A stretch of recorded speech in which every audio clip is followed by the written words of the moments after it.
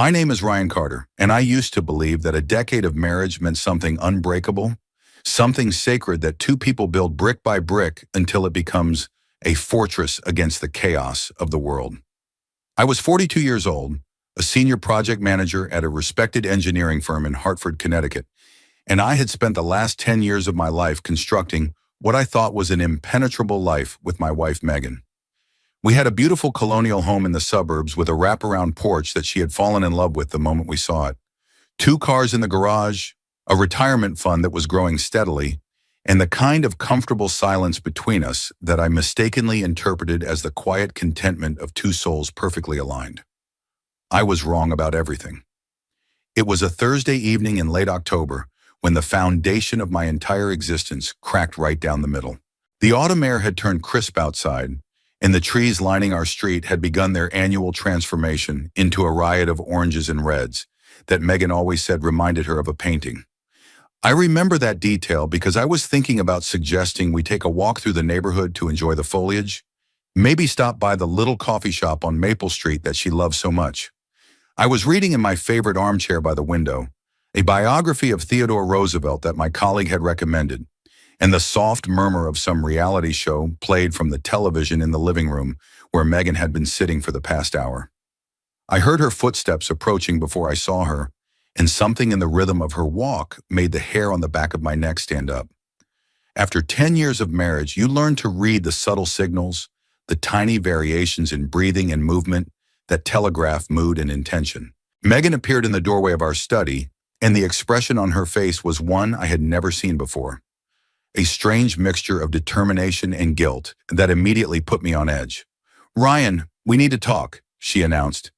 And those four words carried the weight of 1,000 unspoken conversations. She perched on the edge of the sofa across from my chair, her hands clasped tightly in her lap, fingers intertwining and separating in a nervous dance that betrayed whatever calm exterior she was attempting to project. I closed my book slowly, marking my page with the leather bookmark she had given me for our 5th anniversary, back when gifts between us still carried meaning and thought. "About what, darling?" I asked, keeping my voice light despite the growing knot in my stomach. Some primitive part of my brain was already screaming warnings, but I pushed them aside because I still believed in the woman sitting across from me. Megan took a deep breath that seemed to pull all the oxygen out of the room. "You know I love you, Ryan. I want you to know that before I say anything else. I love you, and I love our life together, and nothing about what I am going to say changes that fundamental truth." The knot in my stomach tightened into something sharper, something with edges. "You are starting to worry me, Megan. Whatever it is, just say it plainly." She nodded, more to herself than to me, gathering courage from some internal well. "I have been thinking a lot about us lately, about our marriage. 10 years is a long time, Ryan. A long time to be with one person, to follow the same routines, to live within the same boundaries. I have been reading articles, talking to some friends at work who have different perspectives on relationships, and I have come to realize that maybe we have been limiting ourselves unnecessarily." My brain was already racing ahead, trying to decode her words, but I refused to believe where they seemed to be heading. "Limiting ourselves how? If you want to take a trip somewhere new, we can do that. You have always wanted to see the Carolinas in winter. We could drive down, rent a cabin on the beach, watch the storms come in off the Atlantic." Megan shook her head impatiently, and I saw a flash of frustration cross her features. "No, Ryan, that is not what I mean. I am talking about our dynamic, our relationship structure. I think we should consider—" She paused, swallowed hard, and then pushed the words out like she was expelling poison. "I think we should consider having an open relationship." The silence that followed her statement was absolute and devastating. I felt like someone had reached into my chest and squeezed my heart with an ice-cold fist. The world seemed to narrow down to just her face, her eyes that could not quite meet mine, her lips pressed together in anxious anticipation of my response. For a long moment, I could not even process what she had said. The words bounced around inside my skull like pinballs, refusing to settle into any coherent meaning. "I am sorry," I finally managed, my voice emerging as something between a whisper and a croak. "I must have misheard you. It sounded like you just asked me if we could have an open relationship. Like you just asked your husband of 10 years if you could sleep with other men. Megan winced at my phrasing but pressed forward. It is not like that, Ryan. It is about exploration, about growth, about not placing artificial constraints on human connection. The world has evolved beyond traditional monogamy for a lot of couples. There are entire communities of people who practice ethical non-monogamy, who have stronger relationships because they are not bound by possessiveness and jealousy. I have done the research. I have read the books. This could be good for us. I stood up from my chair so abruptly that the book fell from my lap and hit the floor with a thud that echoed through the suddenly suffocating room. My hands were shaking, and I shoved them into my pockets to hide the tremor. Good for us? Good for us? The words came out sharper than I intended, carrying an edge of disbelief that bordered on hysteria. Megan, are you listening to yourself? Are you actually sitting in our home, the home we built together, and asking me to sanction your infidelity with some trendy label? Her face flushed red, and I saw her jaw tighten defensively. That is not fair, Ryan. You are twisting my words into something ugly. I am not talking about infidelity. Infidelity implies deception, betrayal. I am talking about transparency, about honesty, about consensually expanding the boundaries of our relationship so that we can both experience new connections while maintaining our primary bond. The anger that had been building in my chest suddenly crystallized into something cold and clear. I looked at my wife, really looked at her, and for the first time in our marriage, I saw a stranger staring back at me. This was not the woman I had exchanged vows with on that sunny June afternoon 10 years ago. This was not the woman who had promised to forsake all others, who had looked into my eyes and sworn that I would be enough for her until death parted us. This was someone else entirely, someone who had been hiding beneath the surface of our marriage like a snake waiting for the right moment to strike. Let me make something abundantly clear to you, Megan, I said, and my voice had dropped to a register so low and controlled that I barely recognized it as my own. What you are proposing is not evolution. It is not growth. It is not some enlightened approach to modern relationships. What you are proposing is the systematic destruction of everything sacred about the commitment we made to each other. You are asking me to hand you a permission slip for promiscuity so that you can satisfy your urges without the inconvenience of guilt. Megan stood up too, her eyes flashing with indignation. How dare you characterize it that way? I am trying to have an honest conversation about something that could bring new energy into our marriage, and you are responding with Victorian moralizing and slut-shaming. I laughed then, but there was no humor in the sound. It was a laugh of utter disbelief, of the kind of absurdist comedy that only occurs when your entire reality is collapsing around you. Victorian moralizing? Slut-shaming? Megan, I am not calling you names. I am describing the situation as it actually exists. You want to be with other men. That is what this is really about, is it not? All this talk about growth and exploration and ethical non-monogamy is just window dressing on a very simple desire. Her silence told me everything I needed to know. I stepped closer to her, close enough that I could see the rapid pulse beating in her throat, close enough that she had to tilt her head back slightly to maintain eye contact. Who is he, Megan? Because there is someone. Is there not? This is not some theoretical exercise in relationship philosophy. You have met someone, and you want permission to pursue him without blowing up your comfortable life with me? Am I getting warm?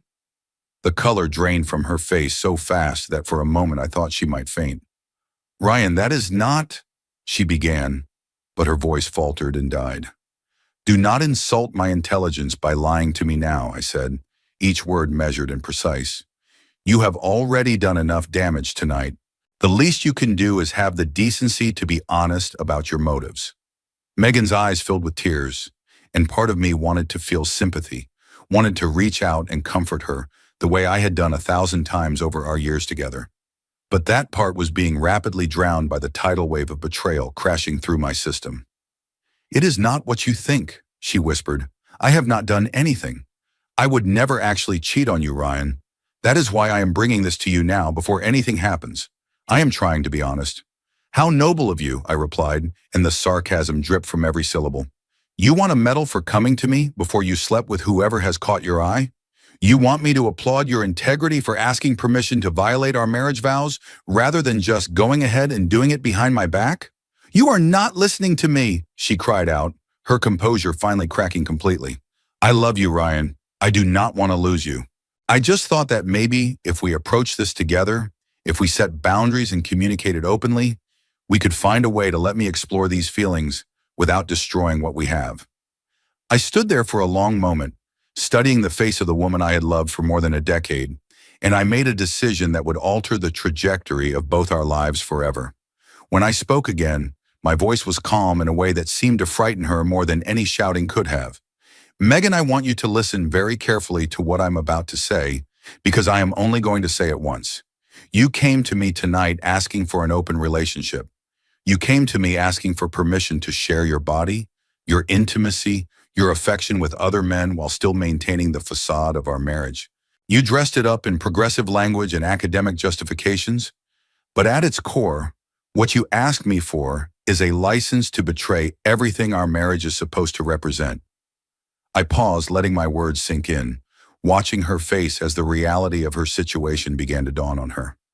I will not give you that license, I continued. What I will give you is something else entirely. Tomorrow morning you will find divorce papers on the kitchen table. You wanted an open relationship? You are going to get one. You will be completely open, completely free to pursue whoever and whatever you want, because you will no longer be my wife. Megan's face contorted through a rapid succession of emotions: shock, disbelief, panic, and finally desperate pleading.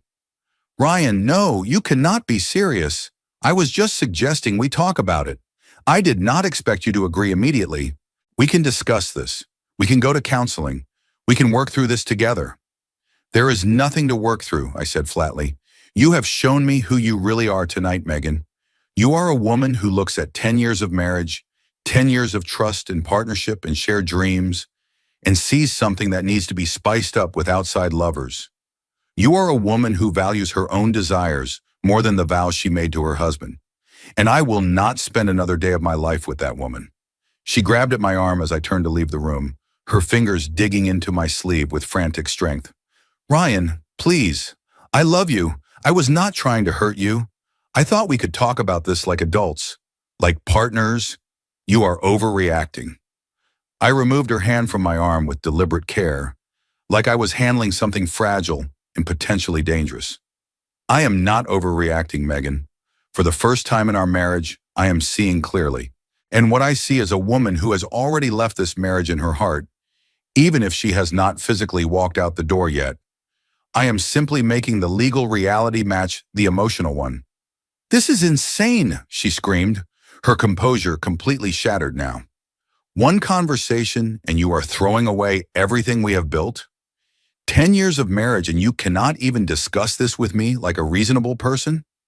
I turned back to face her one final time, and I let her see the full depth of the devastation she had wrought, the complete destruction of my trust and my belief in our future together. You brought this to me, Megan. You planted this bomb in the middle of our marriage and lit the fuse. I am not throwing away 10 years of marriage. I am refusing to pretend that what you propose tonight is anything other than the end of everything we were supposed to be to each other. The argument that followed lasted until well past 3 in the morning. We screamed at each other in ways we never had before, our voices raw and hoarse from hours of accusation and recrimination. Megan tried every tactic in her arsenal: tearful apologies, angry justifications, philosophical arguments about the nature of love and commitment, desperate promises that she would forget the whole thing and we could go back to how we were before. I remained unmoved through all of it, a stone wall against which her words broke and scattered like waves against a cliff. At some point, she collapsed onto the couch, sobbing uncontrollably, and the sight of her, broken down like that, stirred something in my chest that felt dangerously like sympathy. I crushed it ruthlessly. Sympathy would lead to weakness. Weakness would lead to forgiveness.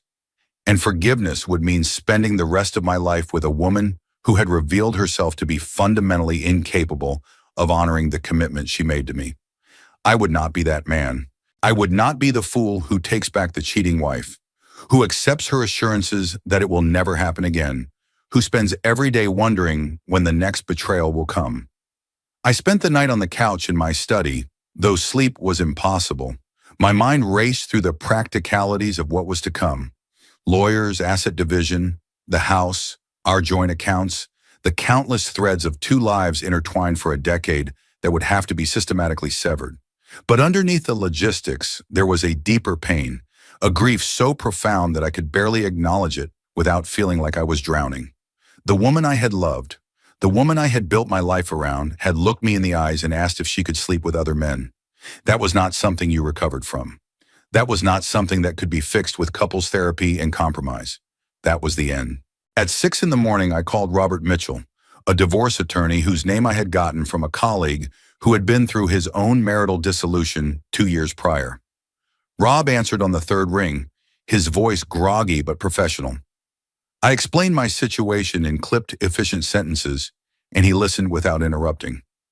When I finished, he simply asked when I could come to his office. I told him 9 o'clock would work.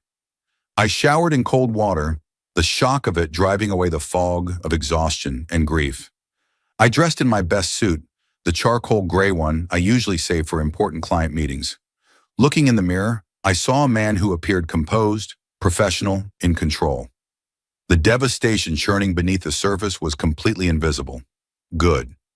I would need that armor in the days to come.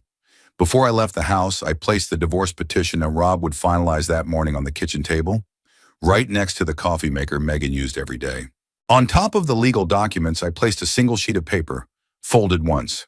My final message to the woman I used to love.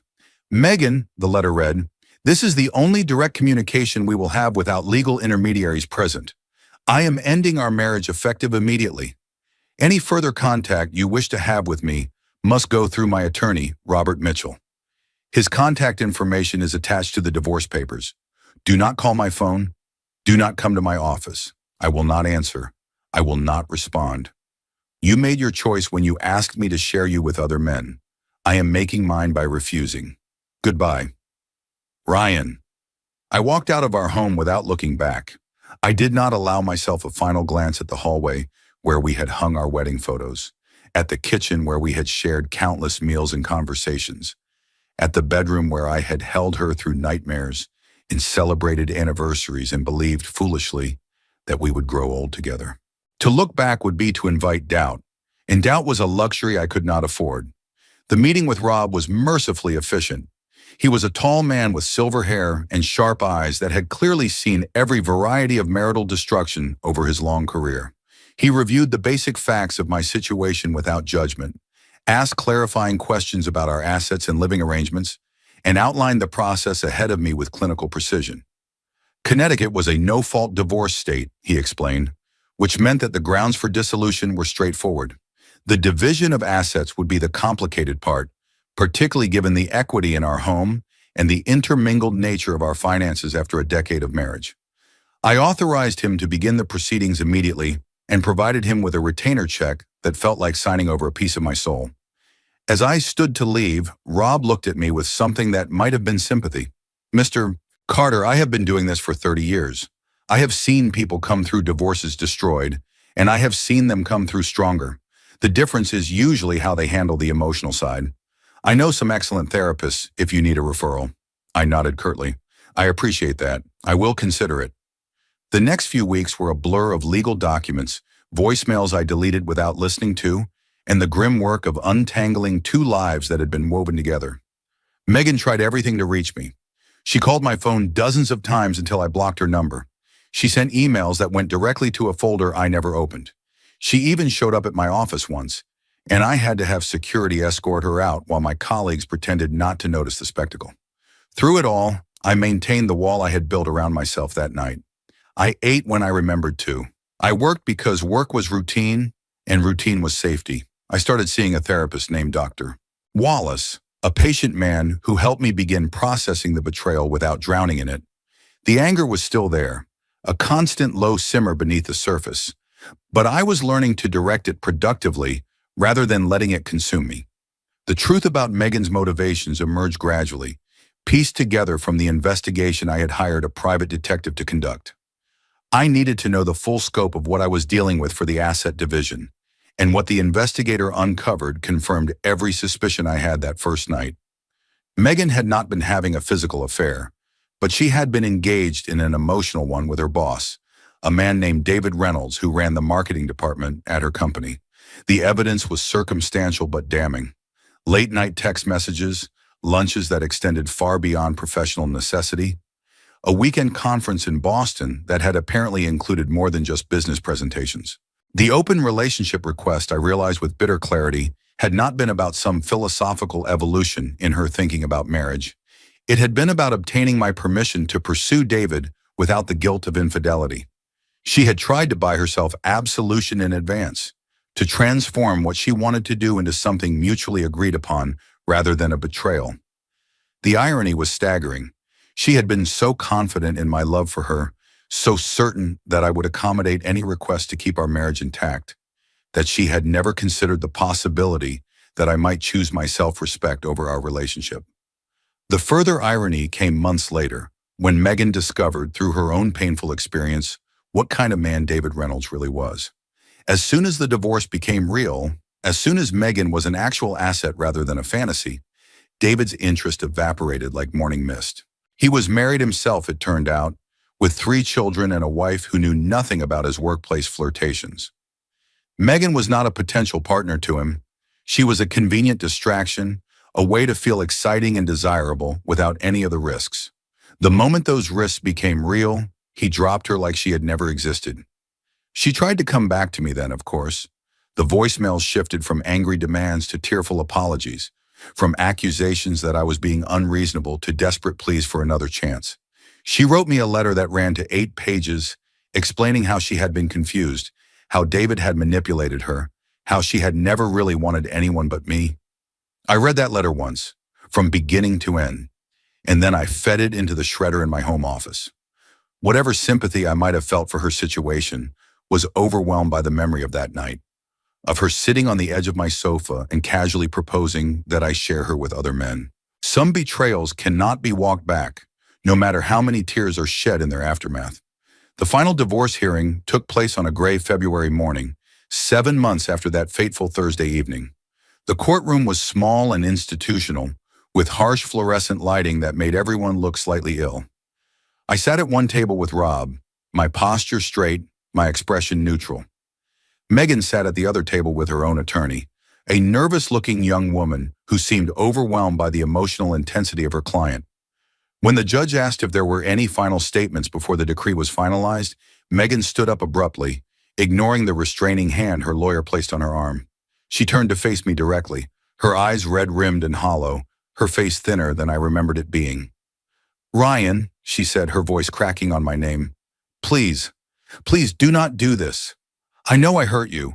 I know I made a terrible mistake. But we loved each other for 10 years. That has to count for something. We can go to counseling. We can rebuild. I will do whatever it takes to prove to you that I am still the woman you married. Please, Ryan, please give me one more chance." The courtroom was silent.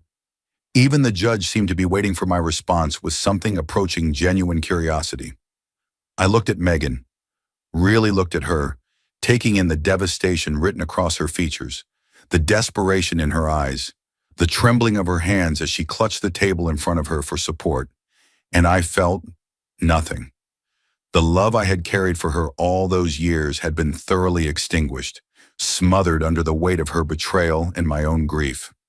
What remained was a hollow space where that love used to live, and standing before me was just a woman who happened to share a decade of my history.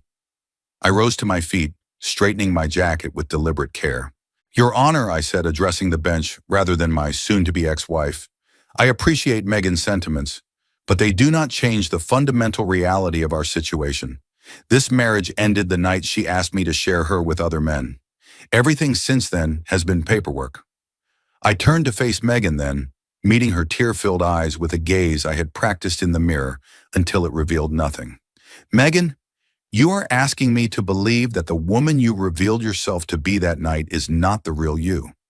You are asking me to trust that if I take you back, you will never again look at our marriage as something that needs to be supplemented with outside lovers. I cannot do that. The trust we had is gone, and it is not coming back. The kindest thing I can do for both of us is to end this cleanly and let us both move forward with our lives." The judge nodded slowly and asked Megan if she had any response. She opened her mouth, closed it, and then shook her head, her shoulders slumping in defeat. The gavel came down with a crack that echoed through the small room. "Divorce granted," the judge announced. I signed the final papers with a steady hand while Megan wept quietly at her table. When it was done, I gathered my documents, shook Rob's hand, and walked out of the courtroom without a backward glance. As I pushed through the doors into the gray February morning, I felt something lift from my chest, some weight I had been carrying for months without fully realizing it. The marriage was over. The betrayal was behind me. Whatever came next, I would face it as a free man. The first year after the divorce was dedicated to reconstruction. I sold my share of the house to Megan, who had apparently received financial support from her parents to buy me out, and moved into a modern apartment in downtown Hartford. The space was smaller, but cleaner, unburdened by memories of a life that no longer existed. I threw myself into my work with renewed focus, accepting a promotion that I might have hesitated over before, when I had a wife at home expecting me for dinner. I continued my sessions with Dr. Wallace, working through the anger and grief and sense of failure that plagued me, despite knowing I had made the right choice. Slowly, painfully, I began to heal. The wound Megan had inflicted would always leave a scar, but it no longer dominated every waking thought. I started going out again, meeting friends for drinks, attending social events that I had been avoiding in the immediate aftermath of the split. I was not ready to date, not even close, but I was at least relearning how to exist in the world as an individual, rather than half of a couple. It was on an October evening, almost exactly 1 year after Megan had destroyed our marriage, that the next chapter of my life began in a way I could never have anticipated. A colleague had invited me to an art gallery opening downtown, some local artists showcasing work inspired by the Connecticut landscape. I had accepted partly out of genuine interest, and partly because my therapist had been encouraging me to expand my social horizons beyond work and the gym. The gallery was a converted warehouse space with exposed brick and industrial lighting that somehow managed to feel warm rather than cold. I wandered through the exhibits with a glass of wine in my hand, appreciating the technical skill of the artists without being particularly moved by their subject matter. I was standing in front of an abstract sculpture, trying to discern what it was supposed to represent, when I felt a hesitant touch on my shoulder. I turned around and the breath caught in my throat. "Ryan?" The voice was uncertain, hopeful, tinged with the particular quality of someone reaching across a vast distance of years. "Ryan Carter? Is that really you?" Standing before me was Sarah Collins, the last woman I had loved before Megan entered my life. 11 years had passed since I had seen her face, but time had only enhanced what I remembered. Her dark hair was shorter now, styled in a practical cut that framed her face beautifully. Her eyes, those warm brown eyes that used to look at me like I hung the moon, were the same as ever, though perhaps with a few more lines around them, speaking to the years that had intervened. She was wearing a simple blue dress that complemented her figure, and her smile was the same brilliant flash of joy that had first captured my heart more than a decade ago. "Sarah," I managed, my voice coming out rougher than intended. "My God, Sarah Collins. I cannot believe it is you." Her smile widened, though I noticed a shadow of something complicated passing through her expression. "It has been a long time, Ryan. A very long time. You look good. Really good." I laughed, a genuine sound that surprised me. "I have had better years, to be honest. But thank you. You look incredible. Time has been very kind to you." We found ourselves gravitating toward a quiet corner of the gallery, away from the crowds and the noise, drawn together by the gravitational pull of shared history. The conversation flowed naturally, as it always had between us, catching up on the broad strokes of the intervening years. Sarah had traveled extensively after we parted, spending time in Europe and South America before eventually settling back in Connecticut to teach art at a local high school.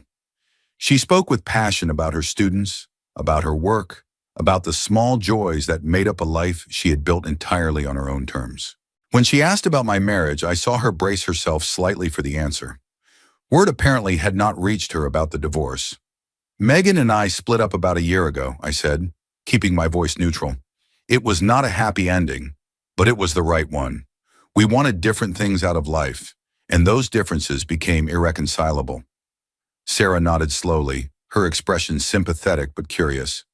I heard through the grapevine that you had gotten married back when it happened. I will admit I was not expecting it.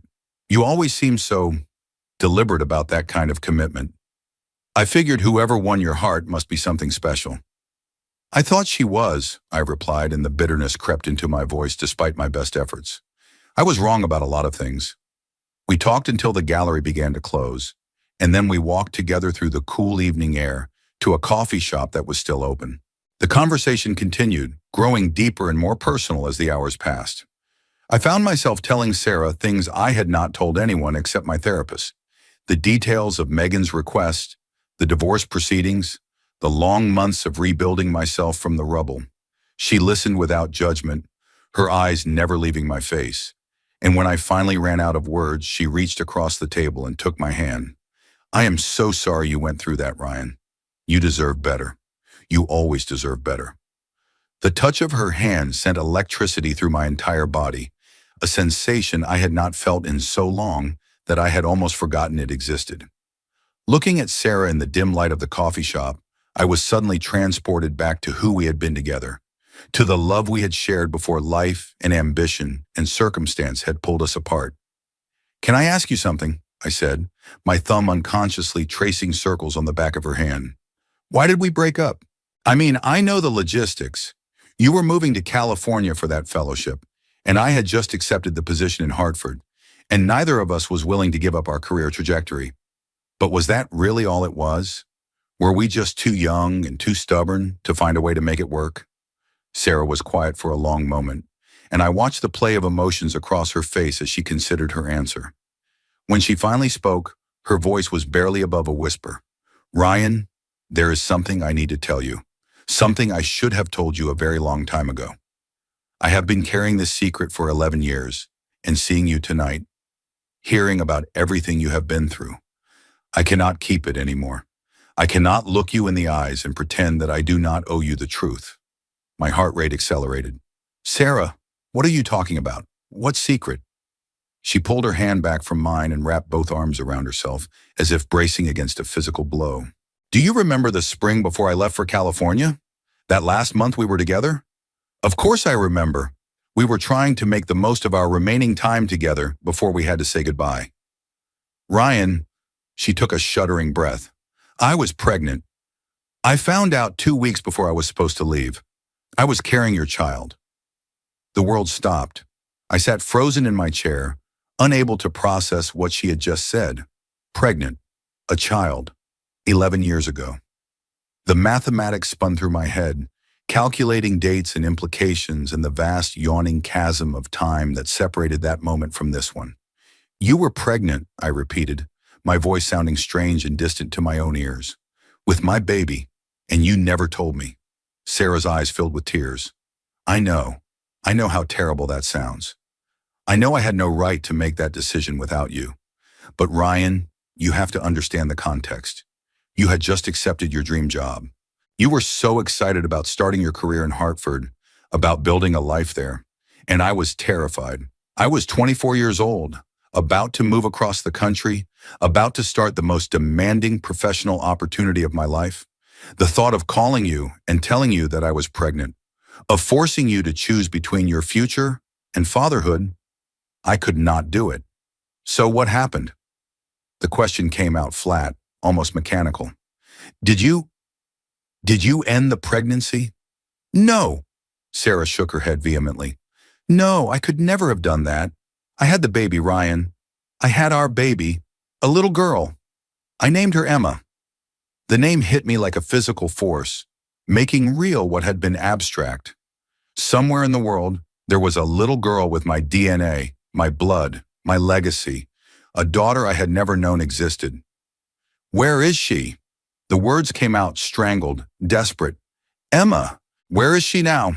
Sarah pulled out her phone with trembling hands and swiped through her photos. When she turned the screen to face me, I saw a beautiful 10-year-old girl with my brown eyes and Sarah's wide, radiant smile. She was standing on a beach somewhere, her dark hair whipping in the wind, laughing at something just out of frame. My daughter, my little girl. 10 years of life I had missed. 10 years of birthdays and first steps and scraped knees and bedtime stories. All of it gone because a scared 24-year-old had been too afraid to make a phone call.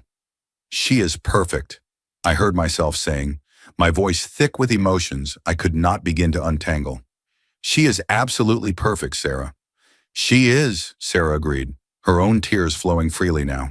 She is smart and creative and stubborn and kind. She has your sense of justice, your way of seeing right and wrong in black and white. And she's been asking about her father for years now, wanting to know who he is, where he is, whether he knows about her. What did you tell her? I told her that her father was a good man who loved her mother very much, but that we had to go our separate ways before she was born. I told her that it was complicated, that adult lives sometimes are, but that none of it was her fault or her responsibility. I told her that someday when the time was right, I would try to find him for her. I set the phone down on the table, my hands shaking so badly that I was afraid I might drop it. Sarah, you should have told me. Regardless of my job, regardless of my plans, you should have told me I was going to be a father. I would have taken responsibility. I would have been there for you, for her. You took that choice away from me. You took 10 years of my daughter's life away from me. Sarah flinched as if I had struck her. I know. Believe me, Ryan, I know. There has not been a single day in the past decade when I have not questioned that decision. Every time Emma asked about her father, every time she looked at me with your eyes and asked why you were not there, I died a little inside knowing that it was my fault. Then why did you not come find me? The anger was building now, mixing with the joy and the grief into something volatile and unpredictable. After Emma was born, after you realized that keeping her from me was wrong, why did you not pick up the phone and call? I tried, Sarah said, her voice barely audible. About a year after Emma was born, I finally worked up the courage to reach out to you. But by then you were already engaged to Megan. I saw the announcement on social media. You looked so happy in the pictures, so ready to start a new chapter of your life. And I thought that if I showed up with a baby, claiming she was yours, it would destroy everything you had built. It would make me look like some opportunistic ex-girlfriend trying to blow up your engagement. I convinced myself that staying away was the noble thing to do, that I was protecting you and your future wife from a complication you did not deserve. The irony of it all crashed over me like a wave. Megan, the wife I had tried to protect, had ultimately betrayed me in a way that made my heart turn to stone. And Sarah, the woman I had lost, had been carrying my daughter all along, staying silent because she thought she was doing the right thing. I am angry, I said finally, the words measured and careful despite the storm raging inside me. I am angry that you kept this from me. I am angry that I missed Emma's first words and her first steps and her first day of school. I am angry that she has spent 10 years not knowing who her father is. You were wrong to make that decision for me, Sarah. You did not have the right. Sarah nodded miserably. I know. I am so sorry, Ryan. I am so sorry. But, I continued, and I saw her lift her head slightly at the word, I am not going to waste another minute being angry about the past. Not when my daughter's out there, waiting to meet me. Not when I have a chance to be the father I should have been from the beginning. I reached across the table and took Sarah's hands in mine. Take me to her, tomorrow. I want to meet Emma. I want her to know who I am. I want to start making up for all the time we have lost. The next day was one of the most terrifying and exhilarating of my entire life. Sarah had arranged for me to come to her house in the afternoon when Emma would be home from school. I spent the morning in a state of nervous energy that made concentration on anything else impossible. I bought gifts and then worried they were too much. I planned what I would say and then forgot every word the moment I got in my car. By the time I pulled into Sarah's driveway, my heart was pounding so hard I could feel it in my temples. Sarah met me at the door, her expression a mixture of hope and anxiety that probably mirrored my own. She is in the living room, she said softly. I told her that a special friend was coming to visit. I thought maybe we should ease into the big revelation rather than hitting her with everything at once. I nodded, unable to speak, and followed her into the house. Emma was sitting on the living room floor, surrounded by colored pencils and sheets of paper covered in detailed drawings. When she looked up and saw me, her brown eyes, my eyes, widened with curiosity. She was even more beautiful in person than in the photographs, a perfect blend of Sarah's features and my own, animated by a spirit that was uniquely hers. "Emma, this is Ryan," Sarah said, her voice carefully casual. "He is an old friend of mine. I thought you two should meet." Emma set down her pencil and studied me with the frank appraisal that only children are capable of. "Hi, Ryan. Are you here to see my drawings?" I lowered myself to the floor beside her, my legs feeling unsteady beneath me. "I would love to see your drawings, Emma, if you want to show me." She beamed and immediately launched into an enthusiastic explanation of her current project, a series of horses galloping across different landscapes. Each drawing was remarkably detailed for a 10-year-old, showing genuine artistic talent that she had clearly inherited from her mother. I asked questions, made appreciative comments, and tried to memorize every detail of her face, her voice, the way she tucked her hair behind her ear when she was concentrating. By the time an hour had passed, Emma had warmed to me completely. She was chattering about her favorite subjects in school, the adventure books she loved to read, the upcoming art show where some of her work would be displayed. I listened to every word like my life depended on it, which in a way I suppose it did. When the time came for me to leave, Emma surprised me by throwing her arms around me in a spontaneous hug. "You should come back and visit again, Ryan. You are pretty cool for an old friend of my mom." I hugged her back, blinking against the tears that threatened to spill over. "I would like that very much, Emma. I would like that more than you know." Over the following weeks, I became a regular presence in Emma's life. We took things slowly at first, building a rapport through shared activities, visits to museums, walks in the park, afternoons spent drawing together in Sarah's living room. Sarah watched our growing bond with a mixture of joy and residual guilt, hovering on the periphery of our interactions, always ready to facilitate but never intrusive. The conversation about my true identity came 3 weeks after that first meeting. Sarah and I had discussed the timing extensively, consulting with a child psychologist to ensure we approached it in a way that would be healthy for Emma. When the moment finally arrived, I was sitting on Sarah's couch with Emma beside me, her latest drawing spread across our laps. "Emma," I began, my voice slightly unsteady, "there is something very important I need to tell you, something about who I really am." She looked up at me with those familiar brown eyes, curious but unafraid. "What is it, Ryan?" I took a deep breath. "I am your father, Emma. I only found out recently that you existed, but I am. I am your dad." For a long moment, she just stared at me, processing this information with the serious intensity that characterized everything she did.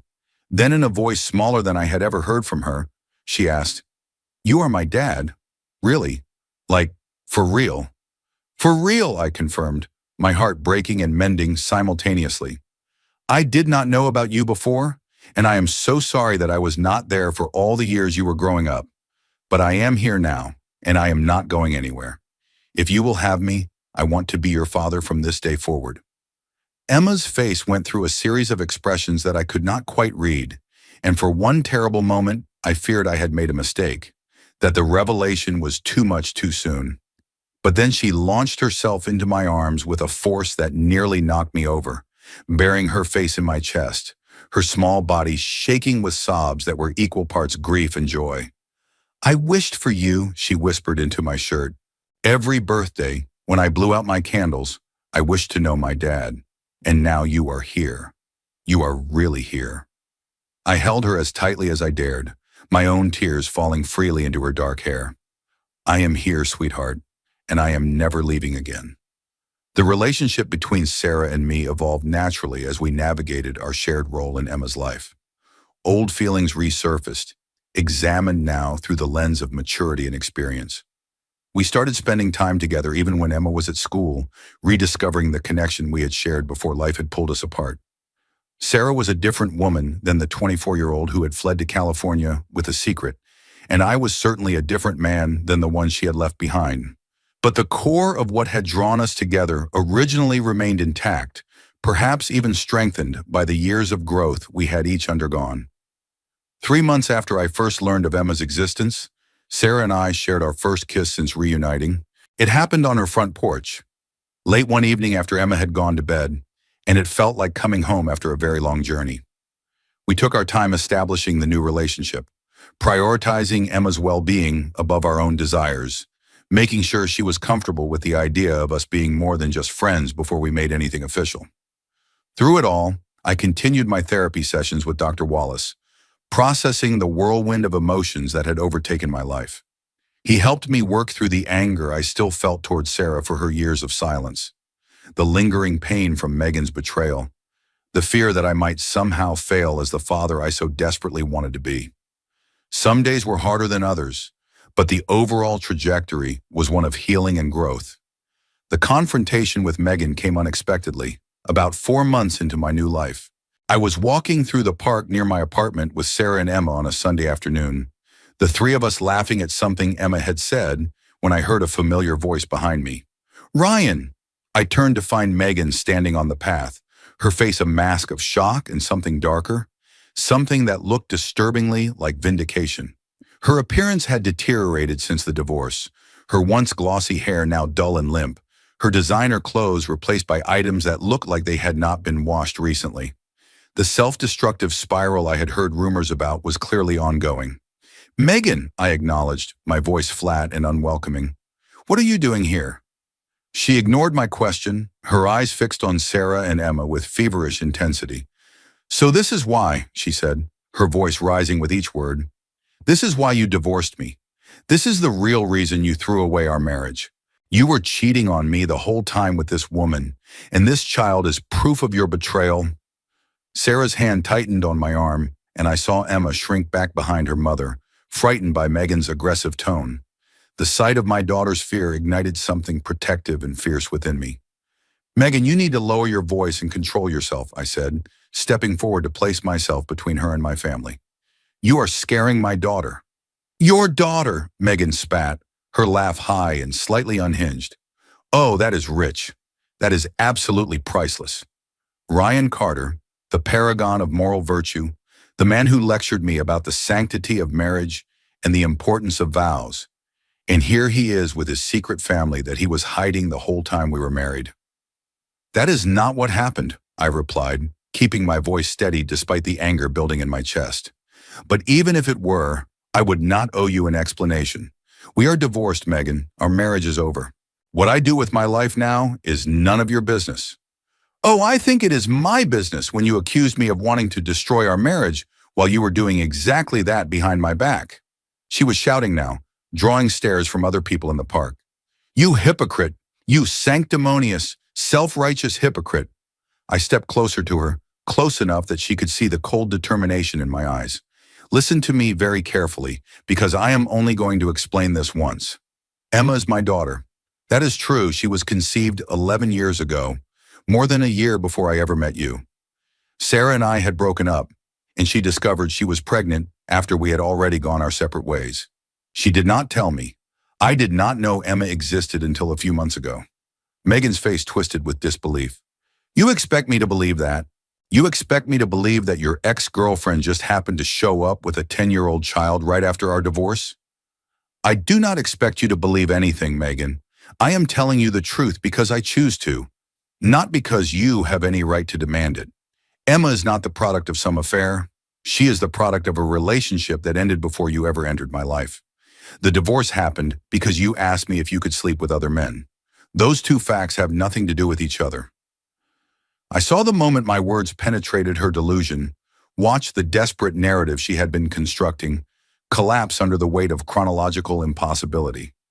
Emma was 10 years old. Our marriage had lasted 10 years. The math simply did not support her accusations. "No," she whispered, her voice suddenly small and lost. "No, there has to be something else. There has to be another reason you left me. It cannot just be because I made one mistake, one stupid suggestion that I took back immediately. You cannot have thrown away everything we had over nothing." "It was not nothing to me," I said, and I was surprised to find that the anger had faded, replaced by something like pity for the broken woman standing before me. What you proposed that night revealed something fundamental about who you were and what you wanted from our marriage.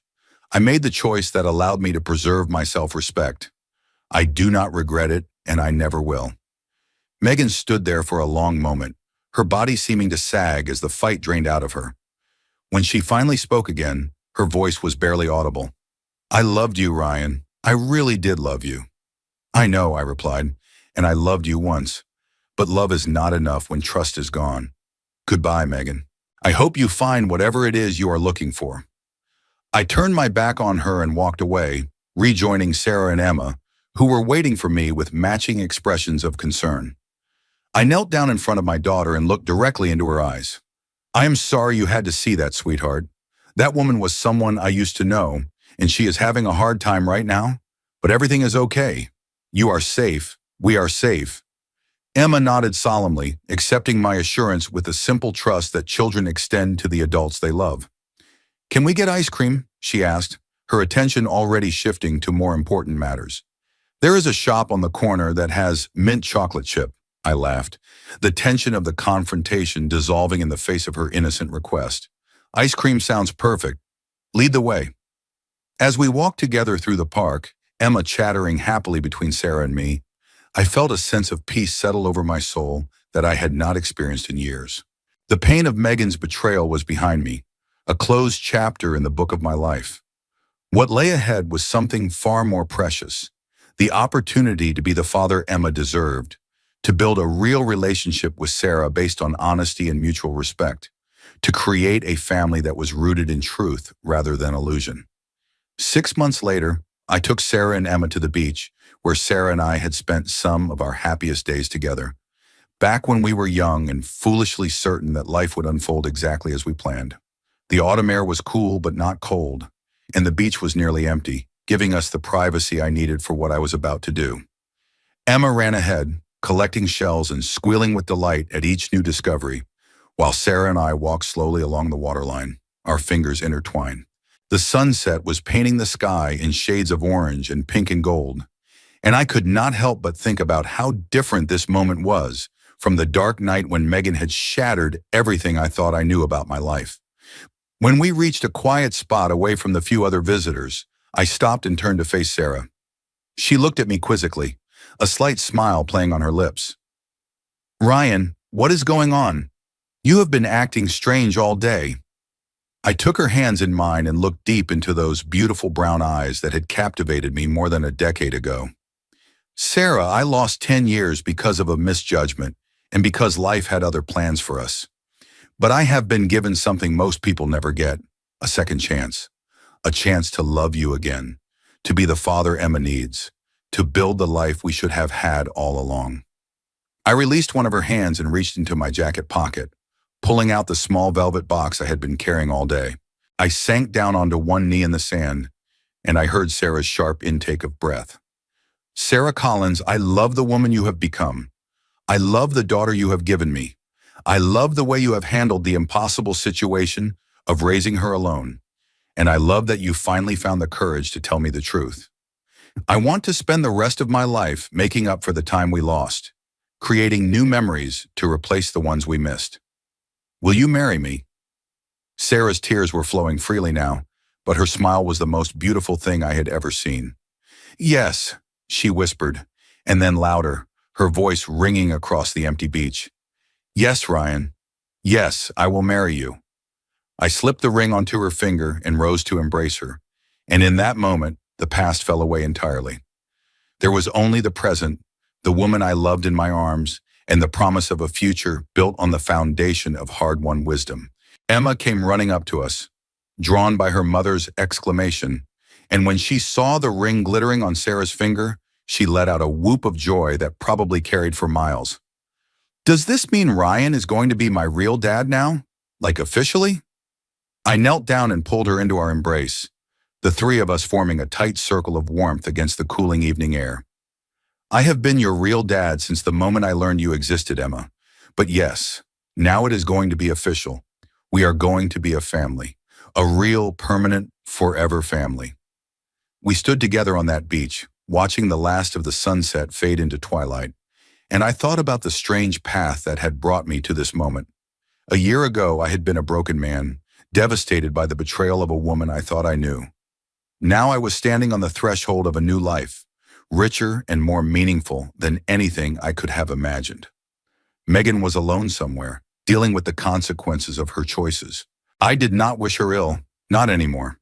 The anger and resentment I had carried for so long had finally found its peace, replaced by a quiet acceptance that some people simply are not meant to be part of your story.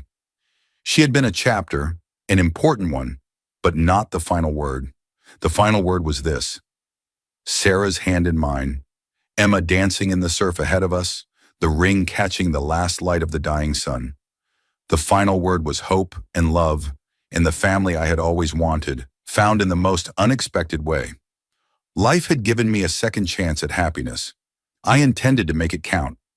The wedding took place the following spring, a small ceremony on the beach where I had proposed, attended only by close friends and family. Emma served as the flower girl, beaming with pride as she scattered rose petals along the aisle we had constructed in the sand. When Sarah walked toward me in her simple white dress, her eyes shining with tears of joy, I felt my heart expand to accommodate a happiness I had not known was possible.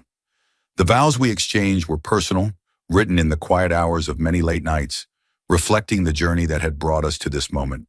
Sarah promised to always be honest with me, to never again let fear dictate the shape of our lives. I promised to be the husband and father she and Emma deserved, to face whatever challenges came our way, with the same integrity that had guided me through the darkness of the year before. When the officiant pronounced us husband and wife, the small crowd cheered and Emma ran into our arms, completing the circle that had taken more than a decade to form. I looked out at the assembled guests, at the faces of people who loved us and supported us, and I felt a deep gratitude for the unpredictable nature of life. The worst moment of my existence had ultimately led to the best. That evening, as the reception wound down and our guests began to drift away, I stood at the edge of the beach with my new wife and daughter, watching the stars emerge one by one in the darkening sky. Emma was getting sleepy, her head resting against my shoulder, her small hand clutching the fabric of my jacket. "Thank you," Sarah said softly, her voice carrying over the gentle sound of the waves. "Thank you for forgiving me, for giving us this chance." I kissed her forehead and pulled her closer. "Thank you for finding the courage to tell me the truth. Everything good in my life right now exists because you walked up to me in that gallery and decided to stop keeping secrets." She smiled and nestled against my side, and I felt the weight of Emma growing heavier as she drifted towards sleep. The past was behind us, the betrayals, the mistakes, the years of separation and loneliness. What remained was this moment, and all the moments to come, a wife who loved me honestly, a daughter who looked at me like I was her hero, a future stretching out before us, full of possibility. Some stories end with the hero standing alone, victorious but solitary. This is not that story. This is the story of a man who lost everything he thought he wanted and found everything he actually needed. A man who learned that integrity is not just about refusing to compromise your principles when times are easy, but about holding on to them when the world is falling apart around you. A man who discovered that the greatest gifts often come disguised as the greatest losses. My name is Ryan Carter. I am a husband, a father, and a man at peace with who I am and the choices I have made. The woman who asked me for an open relationship is a distant memory now, a cautionary tale I sometimes tell when someone asks how I found such profound happiness in the second half of my life. And the answer is simple. I found it by refusing to settle for anything less than I deserved, by trusting that life would eventually reward conviction with joy. It took time. It took pain. It took the courage to walk away from a decade of investment in a relationship that had revealed itself to be built on sand. But in the end, it led me here, to Sarah, to Emma, to the family I was always meant to have, and I would not change a single moment of the journey.